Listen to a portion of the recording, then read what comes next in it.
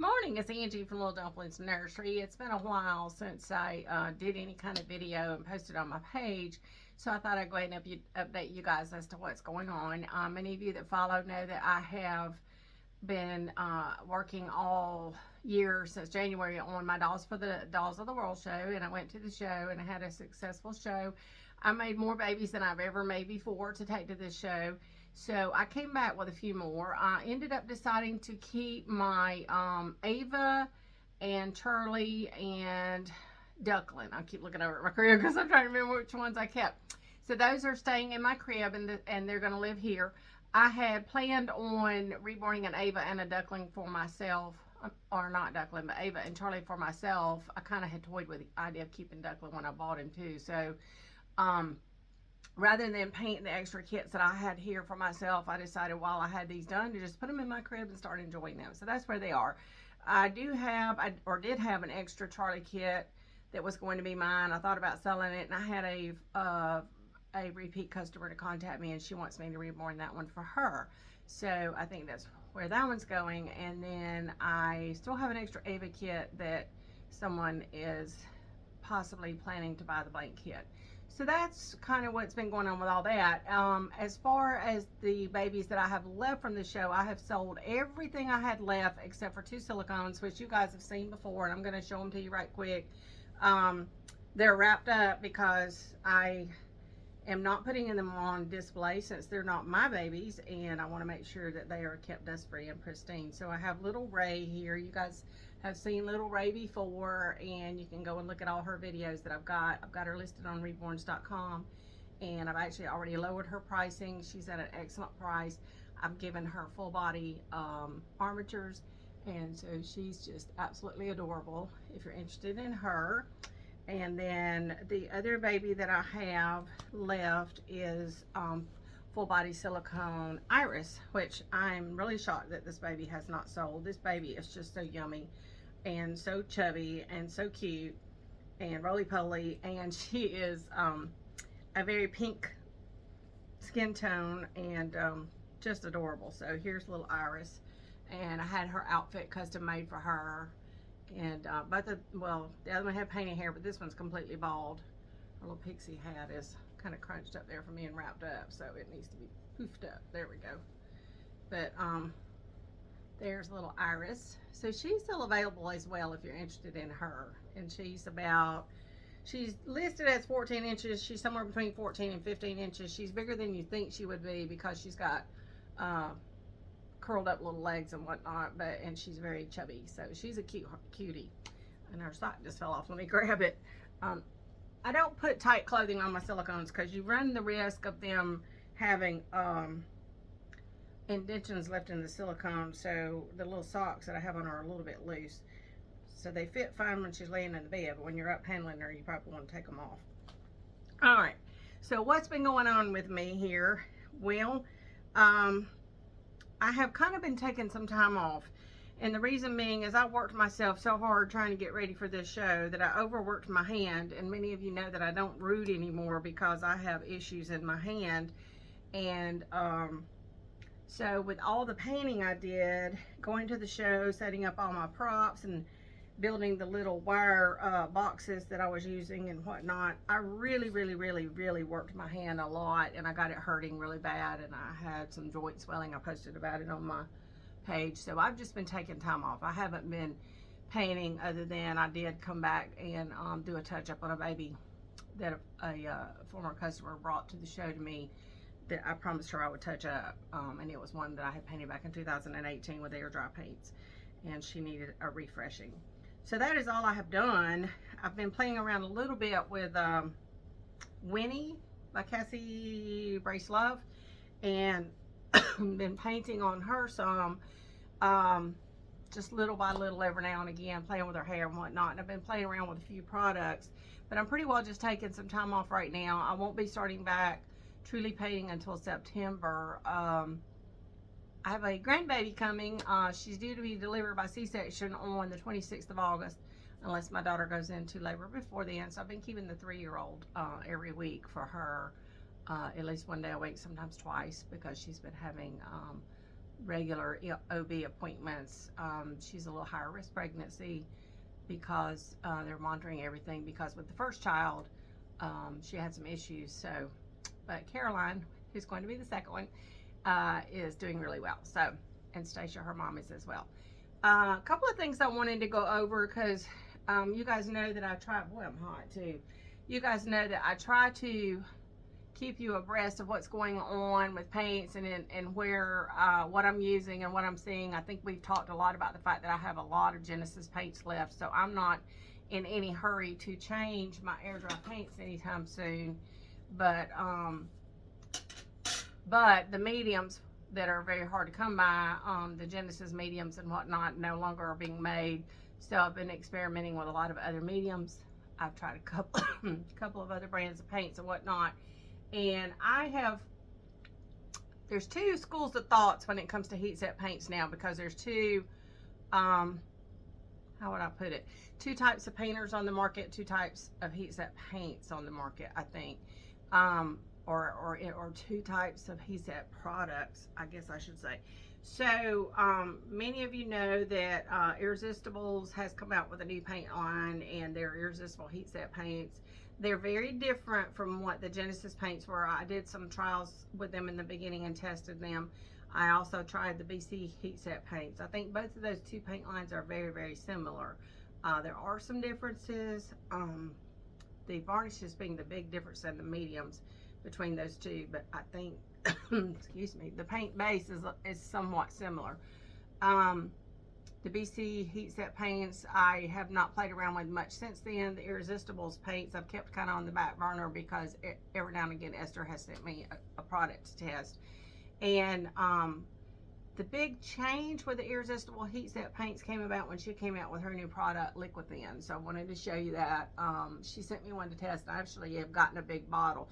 I purchased this one, and the reason I did is because you can use it with Genesis, and it is a very different product in that when you mix this with paint, you do get some texture with it, you do get thickness with it. So people are loving it from the standpoint of being able to build up darker skin tones, whether it be an AA baby, or whether it be, I'm gonna see what that cough drop over here.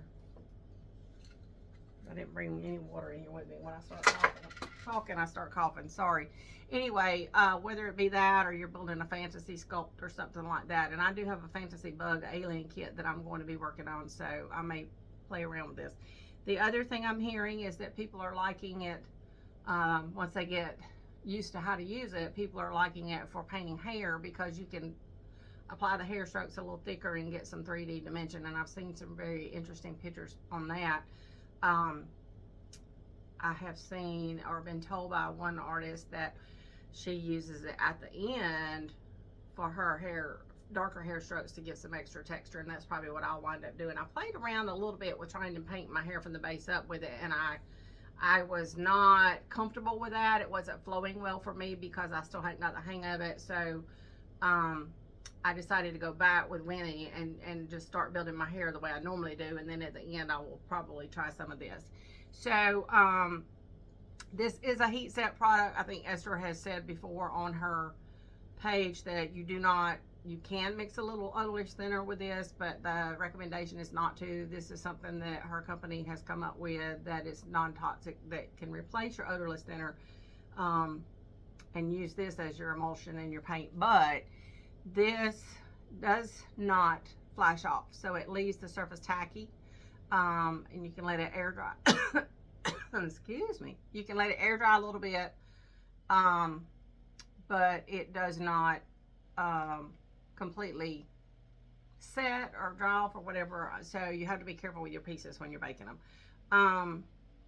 So I have a theory as to what I think might be in this. I do not know. I have not been made privileged to any of this, but I will tell you that it is a heat set product, but it's very different from what Genesis is or was.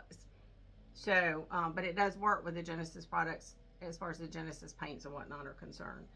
The other thing that I've used a lot of, and that I have really promoted because of my own personal preferences as to how I paint has been the Exodus product line, and I do like the Exodus product line. I think that they're undergoing some more upgrading right now, and you're going to be really excited when you see what they do. But the Exodus thinning oil, I want to talk about this a little bit. I use this a lot in my painting for painting hair. I like that it gives me that slip and slide that I want when I'm painting my hair. It makes my paint flow really well for me off the brush. It doesn't come off too thickly. I can do the very light, thinner, light, barely there hairlines for my pattern that I'm setting, and that before I start wanting to go darker or more pigmented, that kind of thing. I've been mixing this in with my Genesis paints and mixing it some with some odorless thinner. Sometimes you can mix the two together, and that works really well for me from the standpoint of being able to add extra heat setting to my products.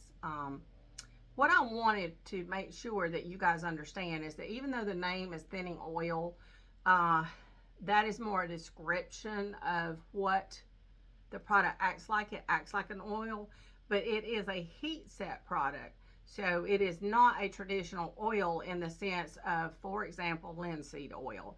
This is a heat set emulsion, actually is what it is, that acts like an oil in the way it handles. So once you heat set this, this is completely and totally cured. There is no oily residue left behind. There is no oil to wait on it to cure.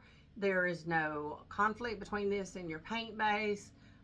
If you're using it with a product, like some people are mixing it with their Winton oils, and it helps to cause those to cure better because this is adding a heat set element, a heat set emulsion to that causes that paint to cure when it is heat set. So this is a heat set emulsion product that is that functions like an oil. So I want to make sure you understand that. Years ago, I remember it became popular, and I never really understood why.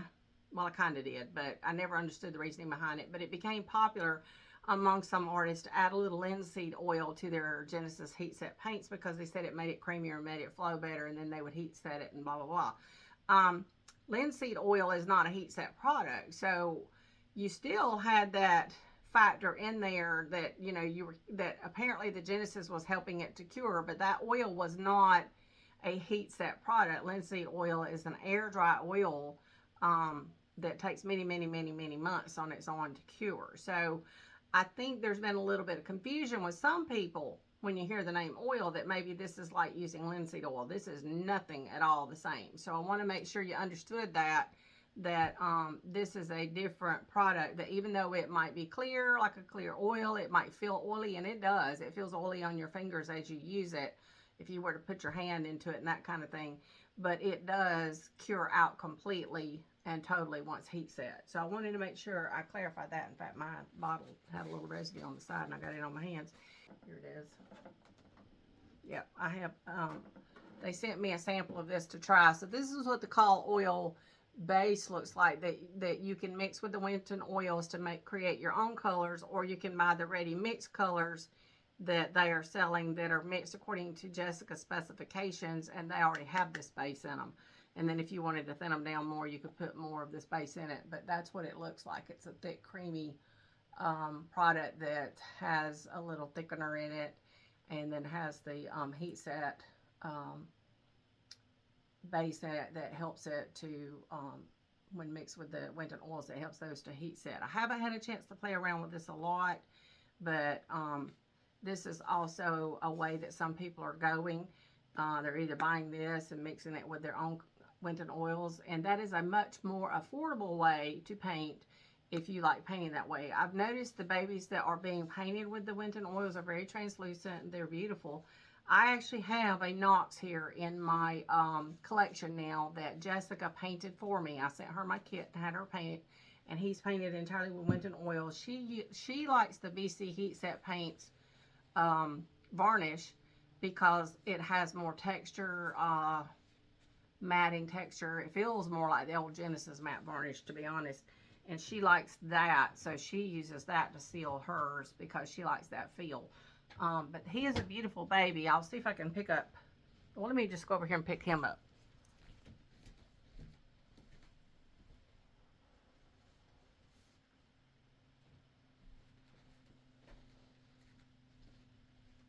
Here he is.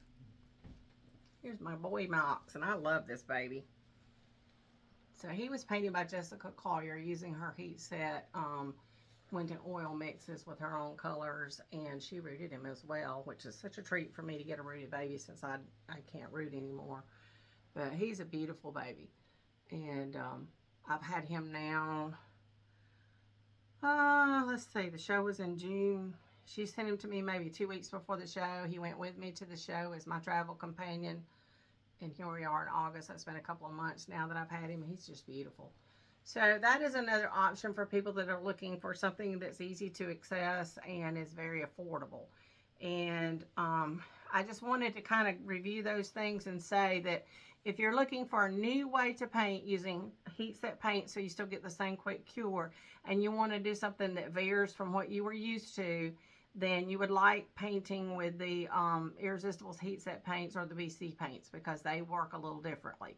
If you were looking for a way to paint the way you're used to with your Genesis, and you like thin washes, and you like being able to use your odorless thinner in conjunction with your paint, and you just really are more comfortable with that, or you're like me and have a lot of Genesis left, or whatever your reasoning might be, then you would be very happy with the Exodus mediums mixed with your paints, your existing Genesis paints, or mixing them with your Call oil paints, or I'm sorry, let me phrase that, with your Winton paints, or getting the Call oil paints line. So that's where everything is right now, as I am aware of it. And I think that there is merit in all the existing methods that are out there right now. It's really exciting for the artist at this point in time, because you can pick and choose which one you like when it comes to heat set paints.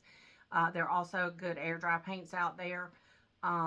If you prefer an air dry painting method, I think for me personally, I've come back around to, I just prefer heat set. It's quicker. I do find heat set paints, regardless of the brand, have a much better color longevity than the air dry paints do. And you can certainly be cured and moving on quicker with those. So for me, I prefer the heat set paints. But yes, there's a lot of different ways you can go, and I personally cannot sit here and tell you, oh, one is so much better than the other one, because I think they all have their merits. I think there's a place in this industry for all of them, and I don't think there's any need to bash one person's products over another, because that's just wrong. We don't do that. We should support each other and cheer each other on, because it is they used to go around saying during COVID, we're all in this together. I remember going in the grocery store at Publix here, my local grocery store, and they were like, put your mask on, put your mask on, and remember, we're all in this here together. And I was like, oh, well, we didn't get here by choice. But that has become a saying that's now like, associated with, we're all going through life together. We're all dealing with the same type things, even in different ways or whatever. And when it comes to our art form, we're all in this together. So we all come out with the same end results that varies according to our own preferences, to our own style, and then according to our own artistic ability. But there's no saying that one is better than the other, because I think we're all getting there to the same end result. And I think that all the methods that we're now being offered are fabulous, and I'm just really excited, and I want you to be excited and encouraged, and not to be afraid to try all things and figure out which one works best for you and go with it. So y'all have a great day, and I'll talk to you next time.